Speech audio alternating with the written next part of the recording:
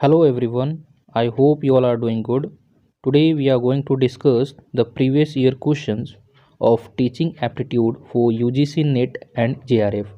We have already covered parts. Go and watch those videos for better understanding. I'll give you the link below in the description box. And the session will be bilingual. So let's begin with today's questions. Now, the first question we have, that is, reflective level teaching is different from memory level teaching because the pattern of communication that involved reflexive level teaching is basically दो तरह के जो है इसमें teaching levels दिए गए हैं. The first is reflective level teaching और सेकंड दिया हुआ है मेमोरी लेवल टीचिंग. तो इसमें जो है पूछ रहा है कि दोनों में डिफरेंस क्या है, रिफ्लेक्टिव लेवल टीचिंग और मेमोरी लेवल में टीचिंग में जो है दोनों में डिफरेंस क्या है ऑन द बेसिस ऑफ, ठीक है, किसके बेसिस पे बताना है, तो कम्युनिकेशन के बेसिस पे. तो पहले हम लोग ये जान लेते हैं कि रिफ्लेक्सिव लेवल टीचिंग और मेमोरी लेवल टीचिंग क्या होते हैं. तो इसके पहले हम लोग पिछले पार्ट में भी जो है रिफ्लेक्सिव लेवल टीचिंग और मेमोरी लेवल टीचिंग के बारे में डिस्कस कर चुके हैं. तो एक बार हम लोग फिर से जो है रिवाइज कर लेते हैं कि टीचिंग के कितने लेवल्स होते हैं. तो पिछले चैप्टर में जो हम लोग 3 लेवल पढ़े थे. तो पहला जो लेवल था सबसे बॉटम पे, that is memory level teaching, और सेकेंड पे था understanding level teaching, and the third we have reflexive level teaching. तो जो मेमोरी लेवल बेसिक था सबसे नीचे वाला, वो था मेमोरी बेसिस पे, यानी रोट लर्निंग जिसको बोलते हैं, रट्टा मार पढ़ाई. फिर उसके बाद जो जो बच्चे वर्ड्स याद करते हैं, रट लेते हैं, उसके बाद वो उसको समझना शुरू करते हैं. तो ये जो है सेकेंड लेवल है, डैट इज़ अंडरस्टैंडिंग लेवल. और थर्ड जो है वो सबसे टॉप पे है, और ये जो है हाईएस्ट लेवल होता है टीचिंग का, that is reflexive level teaching. अगर आपको जो है इसके बारे में और भी डिटेल्स में जानना है तो इसके पिछले वाला जो है पार्ट आप देख सकते हैं, उसमें हमने इसके बारे में डिटेल्स में स्टडी किया है. अब जो है हमें रिफ्लेक्सिव लेवल टीचिंग और मेमोरी लेवल टीचिंग दोनों के बीच में डिफरेंस बताना है, और वो भी बताना है कम्युनिकेशन के बेसिस पे. क्योंकि एक अच्छा टीचर वही हो सकता है जिसके पास कम्युनिकेशन स्किल्स अच्छे से हो, जो बोलने का जो है तरीका जो जानता हो. सो ऑप्शन देख लेते हैं. पहला नंबर ऑप्शन दिया हुआ है linear communication, then we have bottom up, and then interactional, और फोर्थ दिया हुआ है ट्रांजैक्शनल. तो एक एक करके जो है इन सारे ऑप्शन के बारे में हम थोड़ा स्टडी कर लेते हैं कि ये जो है कम्युनिकेशन किस तरह के होते हैं. तो पहला दिया हुआ है लीनियर कम्युनिकेशन. तो लीनियर कम्युनिकेशन क्या होता है कि एक तरीका से जो हम लोग बात करते हैं क्लास में, जो एवरेज स्टूडेंट है या फिर जो टैलेंटेड स्टूडेंट है, उन सब को के लिए जो हम लोग एक ही तरीका यूज़ करेंगे पढ़ाने के लिए, डैट इज़ लीनियर. यानी एक ही वे में जा रहा है वो, यानी एवरेज वे स्टूडेंट के लिए वही लेक्चर है, टॉप के लिए भी वही है, और जो बिलो एवरेज है सब के लिए जो कम्युनिकेशन सेम जा रहा है मेरा. तो that is called linear communication. फिर उसके बाद जो है bottom of communication. Bottom of communication क्या हुआ, पहले जो हम लोग नीचे से स्टार्ट करेंगे, यानी बेस से जो स्टार्ट करेंगे बोलना, और उसके बाद जो है टॉप लेवल तक जाएंगे. यानी पहले लो स्टूडेंट के लिए समझाएंगे और धीरे धीरे जो है एवरेज करते करते पहुंच जाएंगे, जो भी इंटेलिजेंट बच्चे हैं उनके लेवल तक जो है हम लोग कम्युनिकेशन करना शुरू कर देंगे. तो इसको बोलते हैं bottom top approach. Third number दिया हुआ है इंटरेक्शनल. इंटरेक्शनल के अंदर क्या होता है कि टीचर जो है जो भी स्टडी मटेरियल प्रोवाइड कराते हैं, जो भी पढ़ाते हैं, वो जो है मैसेज जो है सेंड करते हैं स्टूडेंट को. तो यहाँ से जो है डिलीवर करने वाले टीचर हो गए, और रिसीवर जो है वो हो गया स्टूडेंट.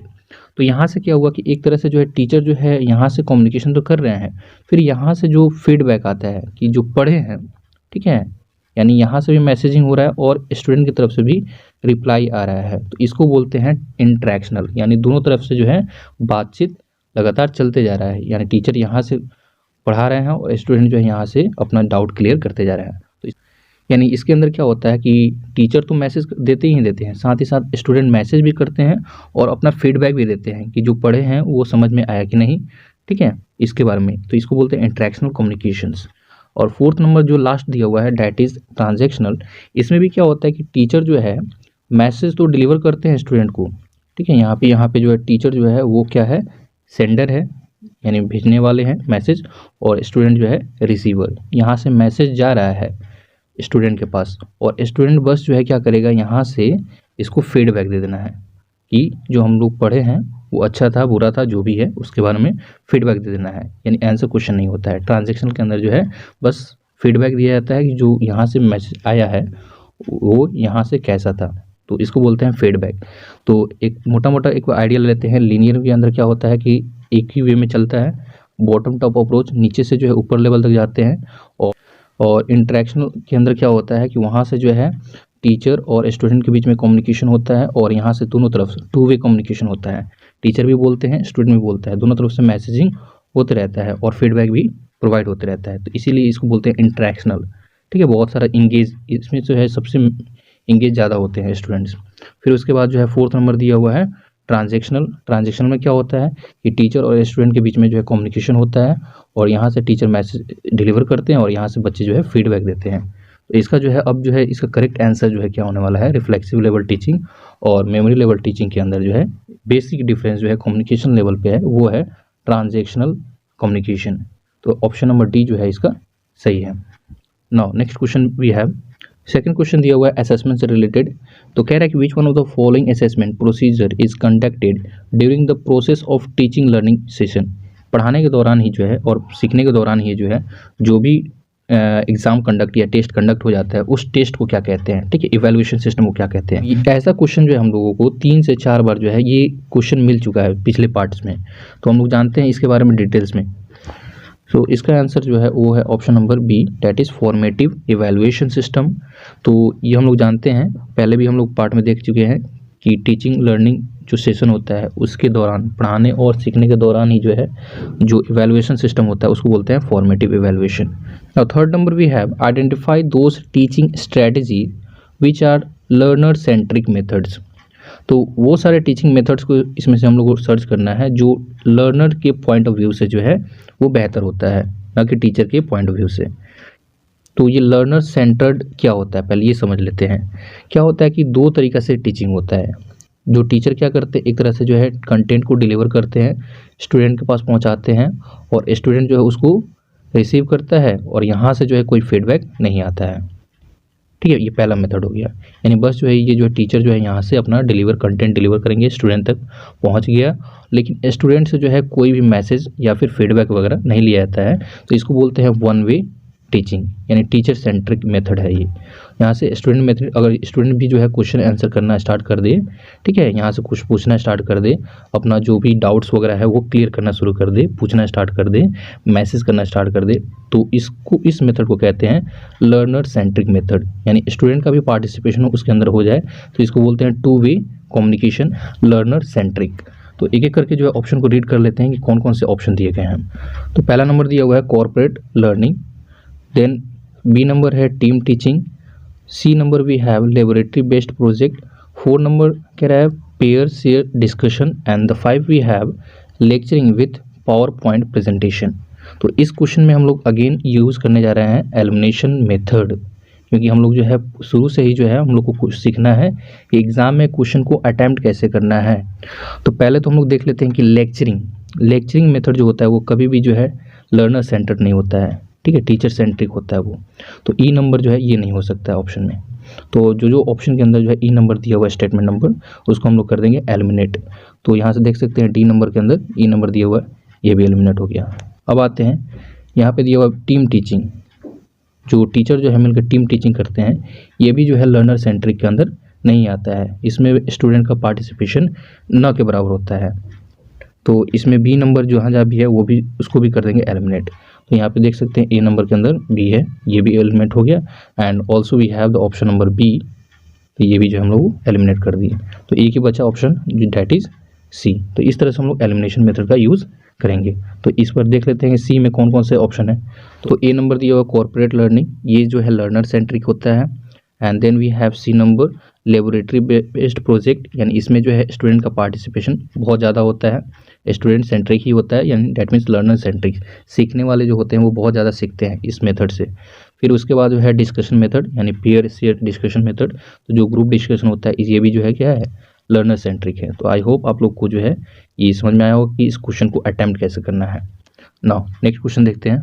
तो इस क्वेश्चन में कह रहा है from the followings identify those features which are associated with the indirect instructional strategy. तो पहले तो ये समझ लेते हैं कि ये इनडायरेक्ट इंस्ट्रक्शनल स्ट्रैटेजी होता क्या है।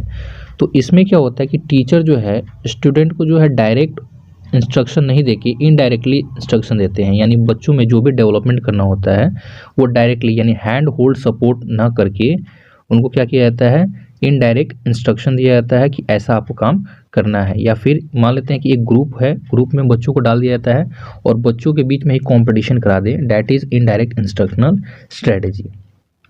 तो ऑप्शन को देख लेते हैं कि ये सारे ऑप्शन में कौन कौन से है इनडायरेक्ट इंस्ट्रक्शनल स्ट्रेटेजी के अंदर आ सकते हैं। तो फर्स्ट नंबर दिया हुआ है गाइडेड स्टूडेंट प्रैक्टिस, सेकंड दिया हुआ है focus on the concept acquisition through answer question sessions, and the C number दिया हुआ है presenting the stimulus material in small and easy way to take steps, and fourth we have problem based presentation, and next दिया हुआ है participatory and collaborative moves stressed. तो यहाँ तक तो थोड़ा बहुत आइडिया लग गया होगा। देखिए तो एक एक करके जो हम लोग ऑप्शन को एलिमिनेट करेंगे और कौन सारे जो है स्टेटमेंट्स में नहीं हो सकते हैं उसको हम लोग छांटना शुरू कर देते हैं। तो फर्स्ट दिया हुआ है गाइडेड स्टूडेंट प्रैक्टिस, तो ये जो है पहला नंबर ऑप्शन ये आता है डायरेक्ट इंस्ट्रक्शन के, यानी जो टीचर क्या होते हैं हैंड होल्ड सपोर्ट और उनको जो है गाइड करते हैं कि आपको इस तरह से काम करना है, ऐसे पढ़ना है, तो आप क्या कर सकते हैं, आप आगे बढ़ सकते हैं, सक्सेसफुल हो सकते हैं। तो ये इनडायरेक्ट के अंदर नहीं आएगा। तो पहला नंबर ऑप्शन जो हो गया एलिमिनेट। तो जहाँ जहाँ ऑप्शन ए नंबर दिया हुआ स्टेटमेंट में वो कर देंगे एलिमिनेट। तो यहाँ देख सकते हैं बी नंबर में दिया हुआ है ए नंबर, तो ये इसको कर देंगे एलिमिनेट और सारा ऑप्शन में नहीं दिया हुआ है। चलिए अब आते हैं नेक्स्ट, कह रहा है focus on the concept of acquisition through question answer session. हाँ ये जो है इनडायरेक्ट के अंदर आ सकता है, क्योंकि इसमें जो है क्या होता है बच्चों खुद जो है आंसर क्वेश्चन करते हैं, उसमें बच्चों का पार्टिसिपेशन होता है और यहाँ पे जो है आंसर क्वेश्चन सेशन होता है, जिसके कारण बच्चों में क्या होता है इनडायरेक्टली डेवलपमेंट हो सकता है, यानी डायरेक्ट नहीं ना होकर ये इनडायरेक्ट होता है, टीचर का इंस्ट्रक्शन होता है। तो बी नंबर तो होगा ही होगा। तो यहाँ पे देख सकते हैं बी नंबर किसके अंदर नहीं है, तो उसको भी कर देंगे एलिमिनेट। तो यहाँ डी नंबर जो है इज ऑल्सो एलिमिनेटेड। अब हमारे पास बचा दो ऑप्शन, ऑप्शन नंबर ए और ऑप्शन नंबर सी। नेक्स्ट देखते हैं, कह रहा है C number presenting the stimulus material in small and easy to take steps, यानी बच्चों में जो भी मटेरियल गुण होता है, ठीक है, बिहेवियरल गुण होता है, तो उन सारे में जो है थोड़ा थोड़ा ऐड करते जाना, ठीक है, एक एक छोटा छोटा स्टेप बताते जाएंगे टीचर्स और वो जो है उनमें आगे बढ़ते जाएंगे, ठीक है, उसको डेवलप करते जाएंगे। तो ये भी जो है यहाँ पे ये डायरेक्ट के अंदर आ जाएगा, क्योंकि यहाँ पे भी टीचर का इन्वॉल्वमेंट हो रहा है। तो ये भी जो है डायरेक्ट इंस्ट्रक्शन के अंदर आएगा, क्योंकि डायरेक्ट इसमें टीचर का इन्वॉल्वमेंट हो जा रहा है। तो ये भी ऑप्शन नंबर सी भी एलिमिनेट हो जाएगा। तो यहाँ से ऑप्शन नंबर सी जो है सिर्फ दिया हुआ है इस वाले में, option number C is eliminated.